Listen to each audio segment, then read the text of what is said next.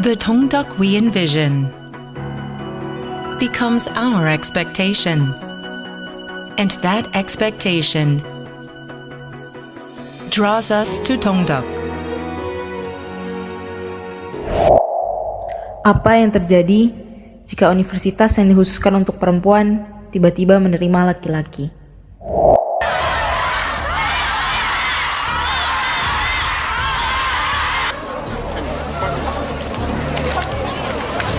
저희 대가부 떼는 거 불법이에요. 대가부 떼지 마세요. 저희 대가부 떼는 거 불법이에요. 대가부 떼지 말아주세요. 지금 삐져진 게 저희 학생들 목소리가 담긴 대가부입니다. 저희 대가부 떼지 말아주세요. 여러분들 나중에 선생님 되시고 나중에 애기 낳고 육아 하시는 거예요?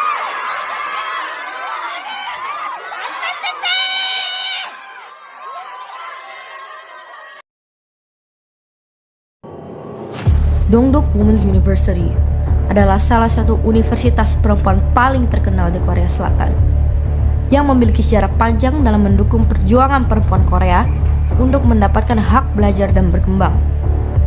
Universitas ini tidak hanya menjadi simbol pendidikan perempuan, tetapi juga menjadi representasi semangat perjuangan dan pemberdayaan perempuan dalam masyarakat yang dari dulu hingga sekarang didominasi oleh nilai-nilai patriarki.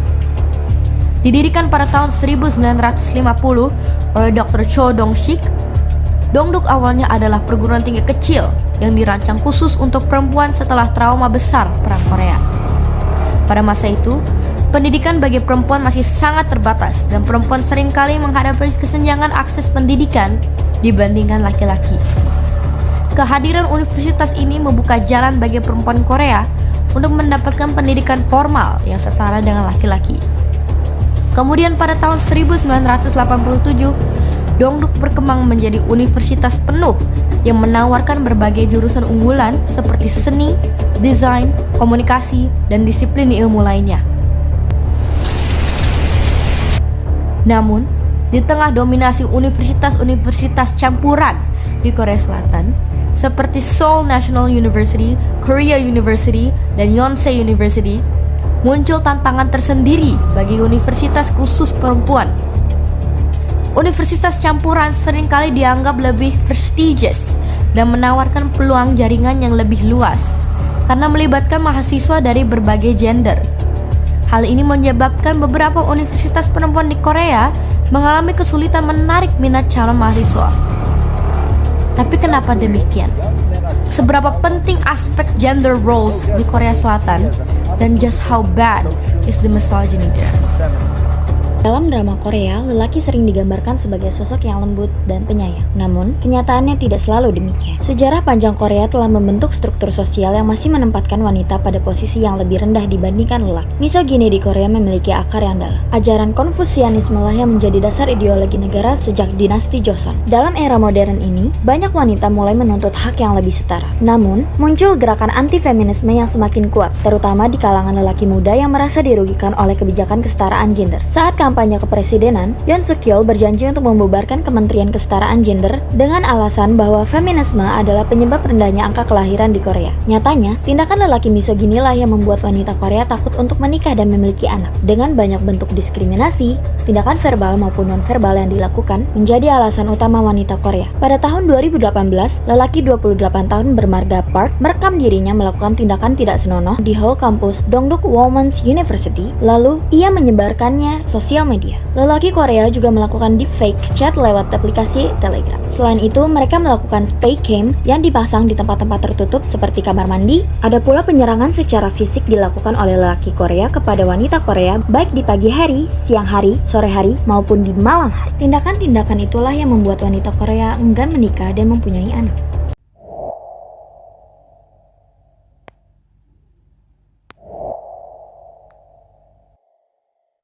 Ratusan mahasiswa berkumpul di depan gedung utama Universitas Dongduk untuk menyuarakan penolakan mereka terhadap usulan penerimaan mahasiswa laki-laki. Aksi protes ini dilakukan dengan menutup kelas sebagai bentuk protes atas rencana transisi kampus menjadi institusi pendidikan bersama. Dalam aksi ini, mahasiswa menyampaikan orasinya dengan mengangkat spanduk yang berisi berbagai penolakan. Tidak hanya itu, berbagai area kampus dihiasi dengan karangan bunga untuk pemakaman berisi pesan yang menentang keras adanya usulan ini. Bentuk protes lainnya yang dilakukan oleh mahasiswa adalah dengan menorehkan cat merah di berbagai area di universitas, seperti jendela, gedung, bahkan jalanan. Bahkan patung dari pendiri universitas dipenuhi oleh berbagai tomat dan telur yang dilempar. Yang paling simbolik dalam aksi protes ini adalah peletakan ratusan jaket jurusan mahasiswi di depan gedung utama universitas. Menjadi sikap bahwa mahasiswi tidak akan tinggal diam akan adanya usulan atau keputusan yang dilakukan oleh universitas, yang dilakukan tanpa adanya diskusi dengan mahasiswi terlebih dahulu. Protes yang dilakukan oleh mahasiswi Universitas Perempuan Dongduk dan Universitas Perempuan Chungsin terhadap rencana penerimaan mahasiswa laki-laki telah memicu berbagai tanggapan dari media dan masyarakat di Korea Selatan. Pada tanggapan media di dalam media nasional, beberapa media melaporkan aksi protes ini dengan menyoroti kekhawatiran mahasiswi terhadap hilangnya ruang aman yang selama ini mereka miliki di universitas, khususnya perempuan. Media juga menyoroti insiden-insiden sebelumnya yang meningkatkan kekhawatiran mahasiswi seperti kasus-kasus pelecehan seksual di kampus. Lalu yang kedua, media internasional. Di media internasional melaporkan bahwa protes ini mencerminkan ketegangan yang lebih luas terkait isu gender dan feminisme di Korea Selatan, serta perdebatan tentang modernisasi institusi pendidikan. Selain itu, tanggapan masyarakat itu terkait mahasiswi dan alumni, karena di dalamnya mahasiswi dan alumni Universitas Perempuan Dongduk berpartisipasi dalam aksi protes, termasuk boikot kelas dan pendudukan gedung utama universitas.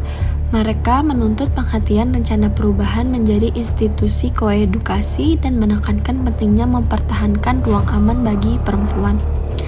Lalu yang kedua itu ada kelompok anti-feminis yang mengancam akan mempublikasi data-data pribadi para pengunjuk rasa sehingga menimbulkan kekhawatiran terkait keselamatan mahasiswa yang terlibat dalam protes tersebut. Dan yang terakhir itu ada masyarakat umum. Masyarakat umum di Korea Selatan terbelah dalam menanggapi isu ini. Beberapa mendukung mahasiswi dalam mempertahankan ruang aman mereka, sementara yang lain melihat rencana universitas sebagai langkah maju menuju inklusivitas dan modernisasi.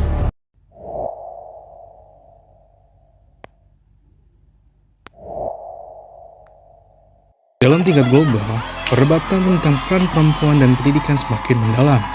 Tokoh feminis dan pendukung kesetaraan gender mulai menyoroti betapa pentingnya menyediakan ruang yang aman serta setara bagi perempuan di lingkungan kampus.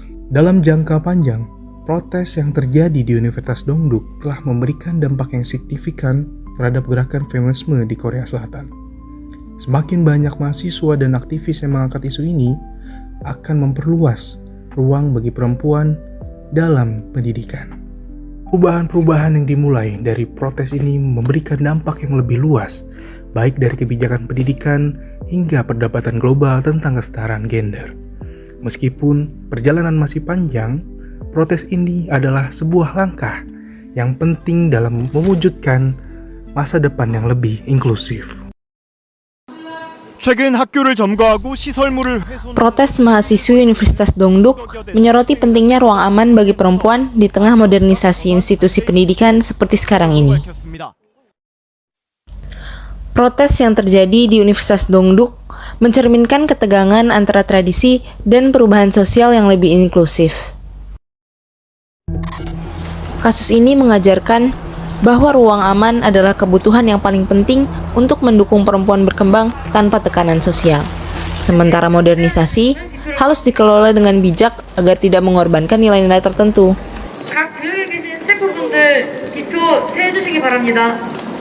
이쪽 줄은 내려주셔도 돼요. 앞에 줄.